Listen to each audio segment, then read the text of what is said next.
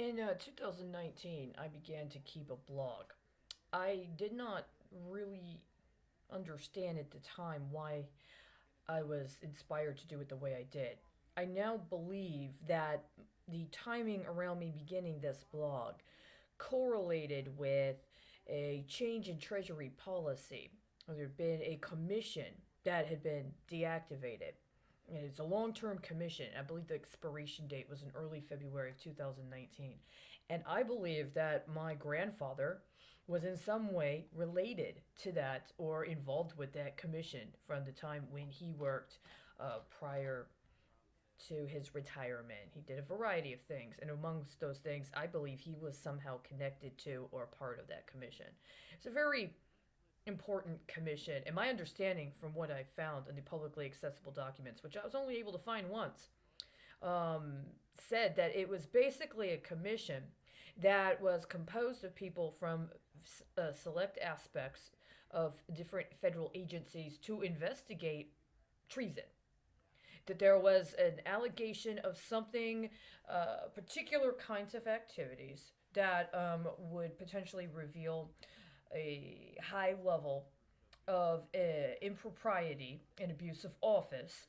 And this commission had been set up in the 80s and did not expire until 2019. There were various benchmark dates from there, but the last information I had is that it expired in February, I believe, February of 2019.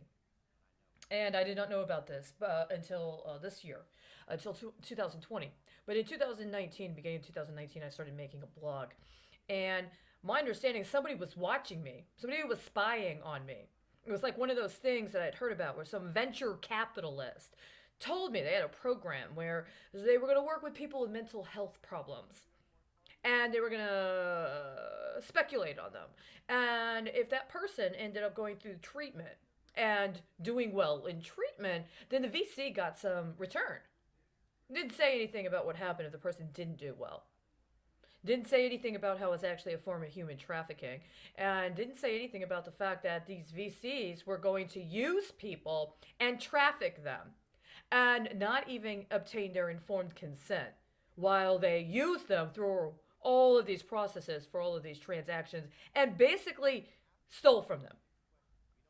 They stole from people. They chose strategically, I believe, chose very qualified people, very high functioning people, but people that were perhaps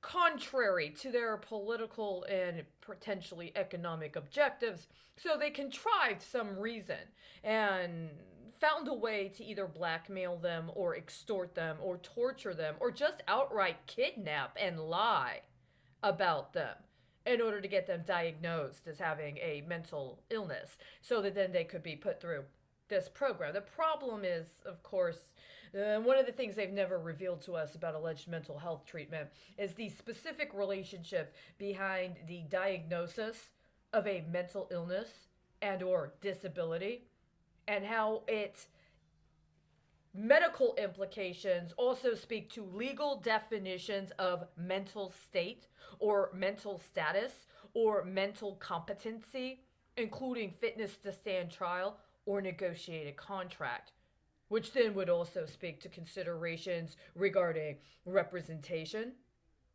and or awards of estate benefits, which is what I believe is really the case. That there are people calling themselves venture capitalists that want something from somebody and that person just doesn't agree to give it to them. So they torture that person and force that person to go in to get mental health treatment by people who refuse to accept any other explication of what's going on, except, well, you've got an illness or a disability. We're going to help you. And in the course of helping people, they put people into a system that characterizes them as being unqualified to make decisions about their own livelihood without it being relegated to disability status. This isn't just about medical treatment. This is also about capacity to have ownership of the means of your own intellectual production, your own human capital production. Who instead gets those keys, that ownership First call. Royalties on production. All of these other matters are ongoing. In addition to somebody's determination, well, let's just call it a mental illness and let somebody else deal with all of those potentials. I began my blog in February 2019, and my 10th post, I'm going to read it to you. Post number 10 from February 25th, 2019. The title is Non Aligned with Your Pact. Last week, there was an article concerning a school in Michigan that was part of what was reported as a sting by the U.S. Department of Homeland Security. There were alleged to be two other schools that had comparable setups where immigrant students took classes to qualify for student visas.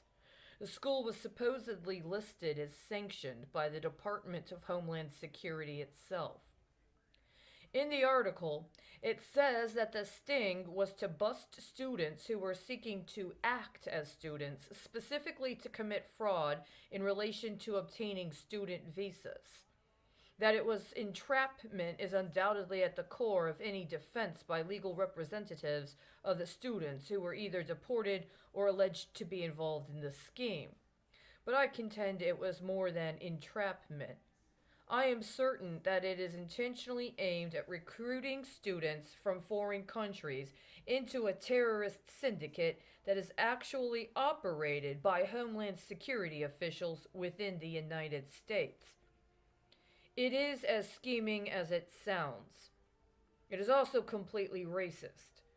I know because I was myself enticed into recruitment in a comparable situation involving my attempt to obtain educational funding to study being a pipe inspector. I attempted numerous times to report to local, federal, and even international law enforcement, as well as public officials, about how the curriculum at the School of Non-Destructive Testing I went to appeared to entice students into agreeing to engage in acts of sabotage involving specifically infrastructure-related projects. When I was in class at the beginning, most of the students were either from foreign countries, mostly African, or had worked in foreign countries, and a parent that was an immigrant. When I returned a year later to follow up on a certification that I had been prevented from being able to obtain the first year, the student body had changed substantially. I received a grant from the State of Texas Workforce Solutions Program. The school to which I went had only recently started taking students who were financed with grants from the Texas Workforce Solutions, as far as I was told. Other students were there through financing provided on their own or by companies for which they worked. I became suspicious even before I began the classes after reviewing the course book ahead of time and noticing what appeared to be several strategically placed typos, akin to what I had experienced in the fall of 2016 when I was offered a grant for an online mobile app development class. After less than 4 weeks in the 6-month class, I canceled my relationship with them after I came to understand that they were intentionally teaching us the wrong way. See, it makes sense from a specific perspective to teach someone how to do things the wrong way so that later they can learn the correct way. But what is the intent behind such a curriculum? Just what are you recruiting in this manner? In both classes, there was an emphasis on marveling at things that were done incorrectly. If you are studying to be an inspector, you do need to know what flaws and discontinuities look like. But you also need to know what the appropriate standards are for what you are inspecting. In both the classes, for the mobile app development as well as NDT, I understood that the primary aim was to debase the individual student's confidence in their own work and potential so as to make them more compliant with following assignment or ascribement by a supervisor or controller, regardless of whether or not their inspection met a qualifying standard. Repeatedly, there were arbitrary standards that were discussed. Every time I attempted to bring up a recommendation for correction on something as simple as editing the grammar in the textbook that could rectify a situation of ambiguity in understanding the content, I was told there was no budget. I was specifically disconcerted when the teacher of the radiographic film interpretation level 2 class discussed how frequently there were reports of environmental accidents involving radioactivity in Texas, but it was no big deal because it happened all the time. Literally, when I inquired about a report of a radioactive leak in a Houston suburb, the instructor of that class laughed and said something like, "That happens every year." When I asked about insurance on infrastructure projects, I was told the only insurance to concern oneself with was errors and omissions insurance. The problem is that in a handbook from the Federal Bureau of Investigations from the early 1980s, when they were discussing drug interdiction and money laundering investigations, the FBI described errors and omissions insurance in relation to acts of wire fraud involving telecommunications. Now, there was no overt or direct reference during class to the relationship the technologies we were studying would have to telecommunication equipment and or satellite technologies related to the studies of those techniques. It was, however, inferred through references to other derivatives and independent study that may or may not be acknowledged if queried in class itself. Specifically, I told many people, including students and the instructor of a class, that I was investigating fraud involving Social Security. At one point, I had to leave my notes in the office overnight.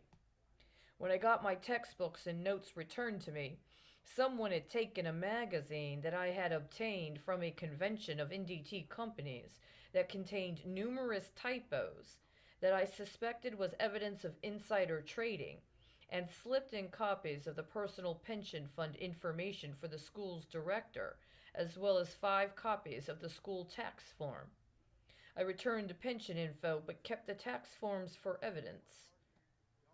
Now, my independent study ended up learning how those tax forms were connected to a state law regarding reporting for companies that could be used in the course of waivers. That was part of my investigation. The 5 metric in regards to the fact that those forms had been slipped into curricular materials for NDT had both state and transnational implications in relation to the laws of the state of Texas alone. But combined with personal information on the other students in my class that was compiled and given to me in the course of requesting documentation as part of the requirements of my grant, I was also given different means by which to identify my classmates based on numeric references that could very well represent some sort of off the books accounting paradigm were one so inclined. With the technologies we were studying, and with the specific focus of my investigation, which I had already disclosed, I understood exactly how these additional pieces of information could be used for illegal activities. Now, was I being enticed into engaging in these illegal activities? Or was I being given silent assistance with my investigation? With what I have mentioned above, I know that I personally could have been positioned to run covert, unverifiable accounts connected to biometric data from at least 10 people at the school, including myself. I also was studying the technology necessary to do it with the aim of receiving certification that was allegedly what I needed to get employment in various important sectors, and I was also an American citizen, which most of them were not. However, what were they being given outside of class, or in addition to what they were required to do to meet the funding aims of their education?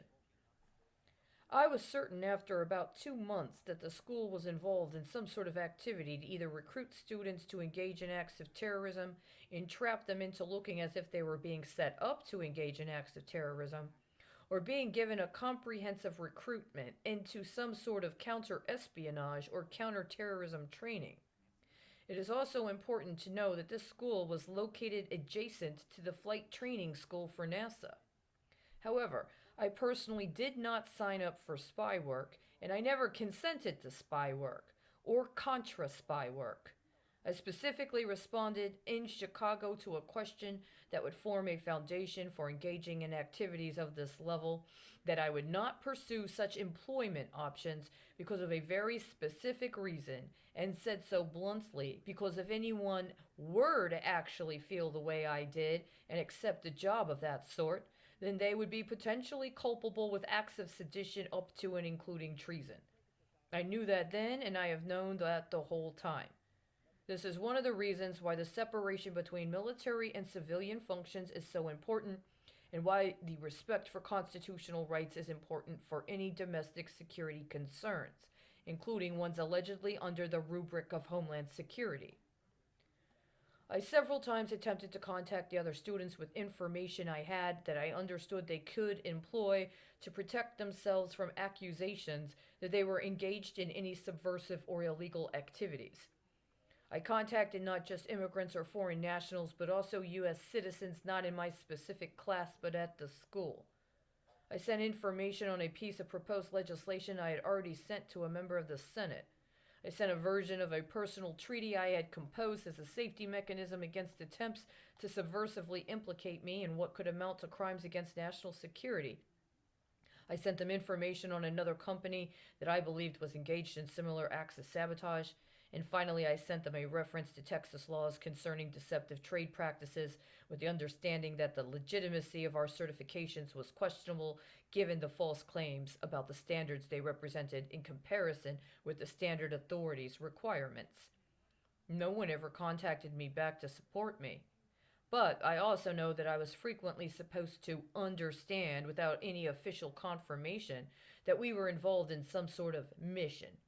And I know from my own attempt to look into what I could find about their identity publicly that it was associated with references to mine that were completely inaccurate and indicative of what those who stole my identity documents had done with them. Meanwhile, I also contacted no less than two senators with my concerns about an international terrorist attack that I anticipated was going to occur before it occurred. They did not respond. It happened.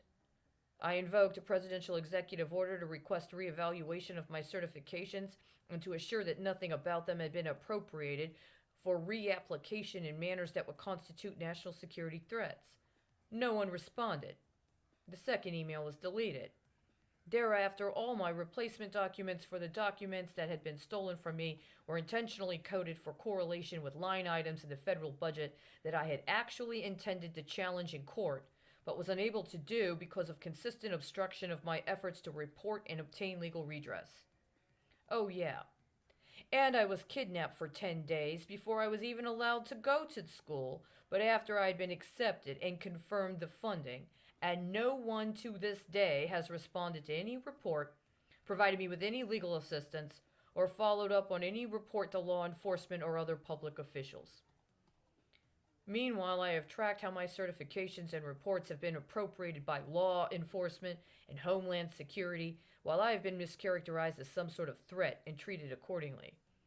I have 3 times in the last 6 months been evicted from and banned from public buildings via scenarios running concurrent to other large-scale international events for chemical weapons, mostly in the form of some member of security threatening to use mace on me for a criminal trespass after calling them out for pension fraud, connected to them using their cell phone while they are busting me for a disturbance. The disturbance? One was while I was silently reading the Smith Act. The one before that was in response to reading the House Consolidated Resolution for the 2019 federal budget, specifically appropriations concerning security. I'm an American citizen. My father is a 21-year veteran of the United States Marine Corps. I was an award-winning journalist. I have never been arrested. I have never been accused of a crime of which I know. I have refused every time to engage in illegal acts that I am offered participation in, even if I am being offered by law enforcement. If I suspect that someone is setting up a proxy, I call it out aloud so that no one can play a game telling me I need wraparound services when what they are actually doing is trying to get me to agree to money laundering as opposed to coerced embezzlement. What happens if you are not a citizen? Or if you don't have 20 years of experience investigating criminal activities and attempts to entrap people? What happens if you did agree to sleep with a police officer when he tried to compel you? I don't know. I'm not that person. But I also have not been able to get one report or one call past the clerk at any office I have tried to go to or call in 3 years. I had information that could have prevented numerous terrorist attacks had it been acted on, deflected, and my notes stolen over and over again. I cannot believe that the sting was actually a sting targeting known criminals with malevolent intent. If criminals were deported for fraud, then they were extorted or bribed into becoming criminals by the Department of Homeland Security itself. Students involved in visa fraud? I know what sort of technology I was studying, and I know that it is the sort of technology Homeland Security uses.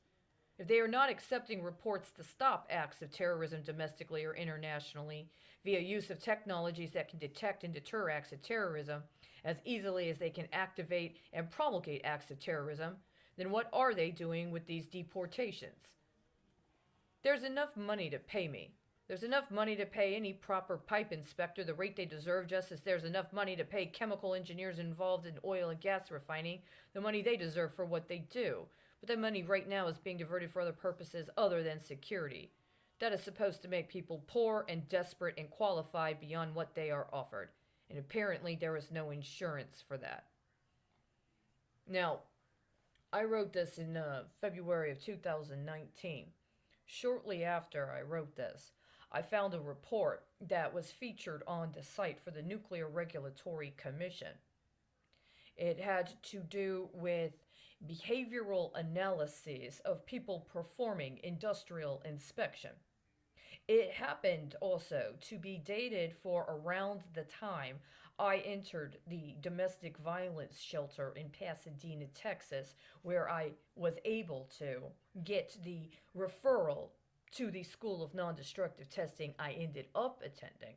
This was after I had already been given a grant by the state of Texas, originally to study welding. Because of logistic problems, that grant ended up getting canceled and I had to reapply. By the time I reapplied, I had been informed of non destructive testing and what it was about, and there happened to be a school. I applied, they accepted me. The question to this day does persist. Did that school of non-destructive testing and or other schools involved with teaching people industrial techniques that are necessary for things like inspection of industrial materials engage in some sort of behavioral testing in order to determine stress points or alleged vulnerabilities in people that were otherwise qualified to engage in processes necessary to inspect industrial materials or facilities? What is the intent and purpose of subjecting people that are going to be responsible for inspecting industrial facilities and materials to psychological operations that also attempt to undermine their credentials by giving them false curriculum and by setting them up into a situation where they believe they are qualified at or in conjunction with a standard that is not the official standard from the standard body? Those are just two questions. But considering the fact that not one person responded to the fact that I was kidnapped for 10 days when I was trying to report on child abuse, and for going on 4 years now, we're going into the fourth year that the state of Texas has refused to provide legally required information concerning who approved that detention and who approved the financing for that detention, which doesn't just about me, by the way. There were other people with whom I was detained who did not understand why they were there. They also were kidnapped with me. Not one cop, not one Fed or alleged Fed, not one member of Congress or alleged member of Congress, not one staff person from one alleged senator's office, alleged federal agency, thought there was ever any problem. Everybody acts like they're on drugs. Do we really have such a pervasive drug problem that the only people allowed to have jobs are on drugs to the point where when you give them sensible information about egregious violations of policies and circumstances that are escalating into commission of acts of terrorism that are illegal at the level they say they're qualified to handle, that if you are not on drugs, you're just not able to get a job. Because all these last 4 years of PSYOPs have shown me is that the previous 6 years of PSYOPs, allegedly under the auspices of working for a public health department in the emergency preparedness and prevention, as part of the operations and facilities management concerning over 24 mental health clinics, was also what? Were any of those people actually qualified for their jobs? Or were they on drugs? And while they were on drugs, was somebody else attempting to illegally underwrite their experiences and put in place an infrastructure that's completely incapable of doing what it says it's doing? We are not doing anything close to public health prevention. We were not at all prepared for what this actually is, a biological terrorist attack. We've spent over a year completely consolidating every other economic activity in this country under the rubric of an emergency prepared or an emergency response effort that has no accountability, while Congress has been engaged in the most heinous violations of constitutional process, and that was only after 2 years of formal challenges to Congress regarding the federal appropriations budget process and whether or not it was itself constitutional. Were they setting up a hit on the American people for the last 4 years? Strategically coded, intentionally designed, operationalized via metrics associated with alleged appropriations. Did Congress launch a biological terrorist attack on its own country, and why? So,